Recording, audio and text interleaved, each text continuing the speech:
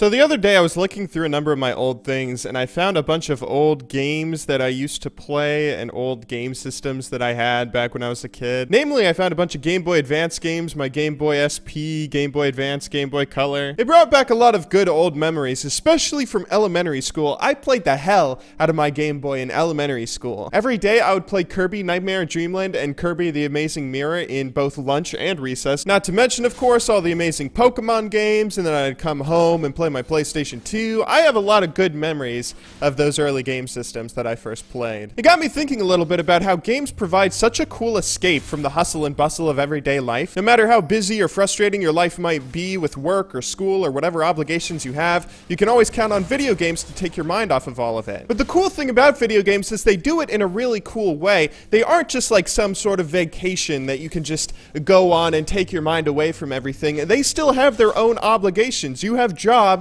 in the video games that you play that you have to do. Whatever RPG or single-player adventure game you're playing through, you have to finish the game if you want to see the ending. You have to save the world. That's a pretty big responsibility. And of course, if you choose to give up and not save the world, then you have to live the rest of your life thinking about all the people you just forsaken to an eternal doom. In fact, one of the coolest things about video games in that regard is, especially because you play them a lot when you're younger, even if you're just 21 years old, you're still a relatively young human being compared to everyone else out in the world. The thing with video games, though, is they teach you a lot about yourself and a lot about how to achieve goals and set your mind to things. Like one thing I've said before, you guys know I used to play a ton of RuneScape. I had a lot of fun playing RuneScape, and one of the biggest accomplishments I ever had in that game was getting 99 range. Not only was that one of the biggest accomplishments I ever had in that game, but that was probably one of the biggest accomplishments I've ever had in life. Now, I don't want to brag or anything or try and come off like a douche saying that I've accomplished a ton and I have a lot more to be proud of, but like,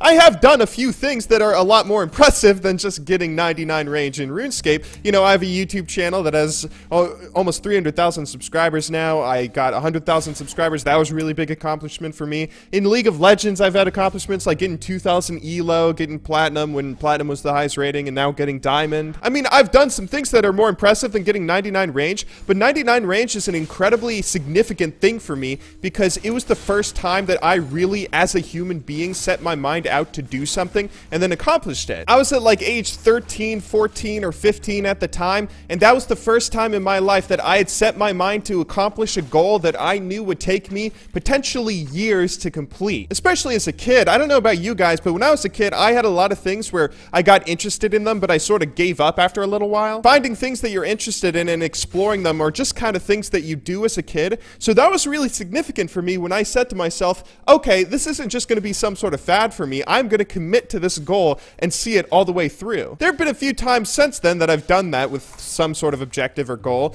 but that was the first time that I ever did, the first time I ever tried it, and it was something that was super memorable because of it. That kind of empowerment that video games can give you come in all sorts of different kinds. All sorts of different games can give you that in a bunch of amazing ways. Even in something like a single-player game where it's a lot harder to show off your accomplishments compared to something like an MMO, you still have a lot of responsibility. You are the protagonist. You are the main character, and a lot rests on your shoulders, so when you complete a game and finish it, see it all the way through, that's a really exciting thing. After getting stuck on certain parts and certain water temples and then getting so frustrated that it makes you want to quit, but you see it all the way through. The more and more I take a look at myself in life, the more and more I realize I'm a person who's been molded by the video games that I've played growing up. They've really influenced a lot of my personality. To be honest, you guys say I'm a pretty positive person a lot of the time. I think one of the reasons I'm so positive is because that's something video games have taught me. Video games really have taught me, no matter what obstacle or puzzle you come across in life, there's always a way to solve it. There's always a way to beat the game. I mean, there are so many fond memories I have, whether it's League of Legends or Persona 4, I get more and more glad each time I look back on all of them that I got to experience